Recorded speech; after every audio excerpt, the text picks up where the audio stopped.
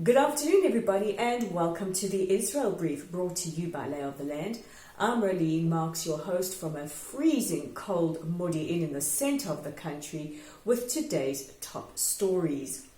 Britons are heading to the polls, and if the numbers are proving true, literally in their droves, in what is a very, very controversial election. It's an election that has been focused largely on issues around Brexit, but also issues around anti-Semitism, as Boris Johnson, the leader of the Conservative Party's greatest competition, is Jeremy Corbyn, the leader of the Labour Party, a party once known as the home for more left-leaning liberals and also for a lot of Jews, has come under a phenomenal amount of criticism for levels of anti-Semitism within the party ranks, but also from its leader, Jeremy Corbyn.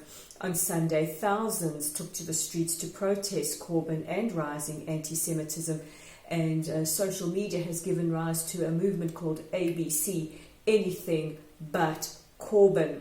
Corbyn himself, on a number of occasions, has refused to apologize for anti-Semitism, saying that the party is doing what it needs to do to try and deal with the issue. However, this has not satisfied many, including former members of the Labour Party, who say that the party is really not doing enough, if at all. He was finally forced to apologise on morning television the other day. And this also follows a op-ed by Britain's chief rabbi, Rabbi Ephraim Mervis, who wrote an op-ed in a daily, which is highly unusual for a religious leader, warning that should the Labour Party win with Jeremy Corbyn at the helm, there could be a significant aliyah, or amount of Jews from the community in Britain who will go and live elsewhere.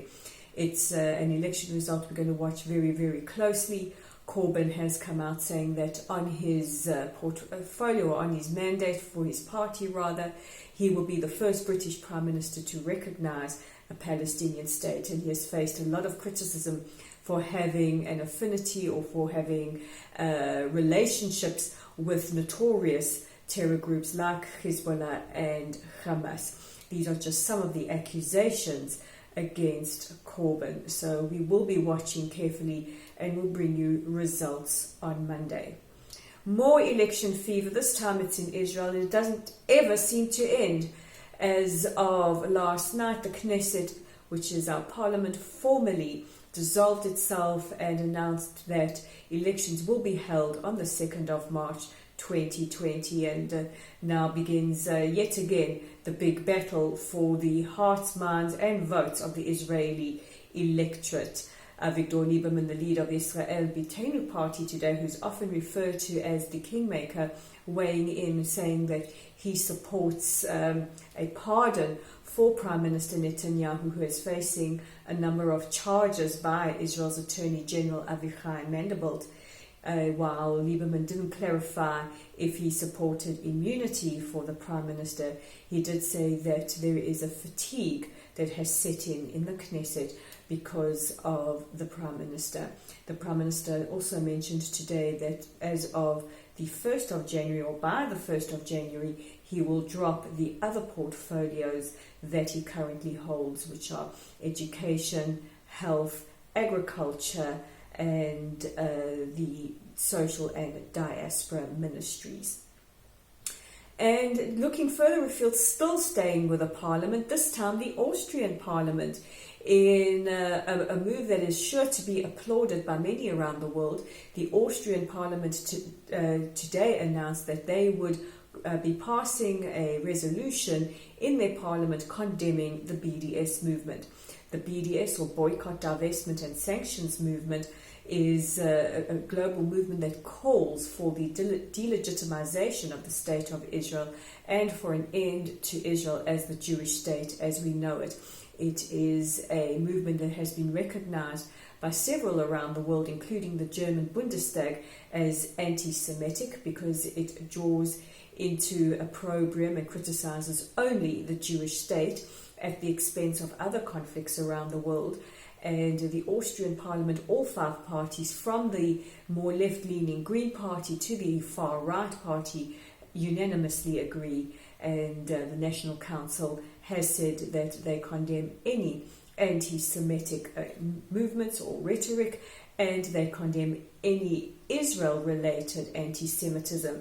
So there you have it, the Austrians formally aligning anti-Semitism with anti-Zionism, and this follows a move by the French lower parliament just last week saying that they equate anti-Zionism or anti-Israelism with anti-Semitism. So could this be the beginning of the end of the BDS movement?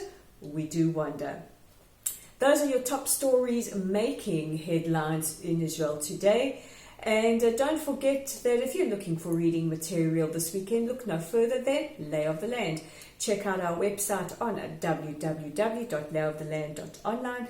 And if you miss your daily Israel brief, we have recaps online. You can check them out there and check out a collection of the week's stories just to take a look at what we've published this week. We've published an article from Dave Kaplan, one of our founders, writing about vegan restaurants in Tel Aviv. We've heard from Witzo's Yonatan Sredny talking about the men's only hotline that helps prevent gender-based violence in Israel, and an op-ed from myself that looks at the horrific new trend of commoditizing the Holocaust. If you miss us online, don't forget that you can check us out on Facebook at our Facebook site, which is at Lottel Site, looks a lot like this, and see where we are in the country tomorrow, and wish us Shabbat Shalom. We certainly will wish you as well. And don't forget that it is important to share Israel's side of the story, and you can do that by subscribing to our YouTube channel at the Israel Brief. The more of us who subscribe, the more of us learn the facts from Israel. So that's it for this week. Until Monday, I wish you all a wonderful weekend. May it be peaceful, may it be relaxed, and if you're marking Shabbat, Shabbat Shalom. I'm Rolene Marks with the Israel Brief.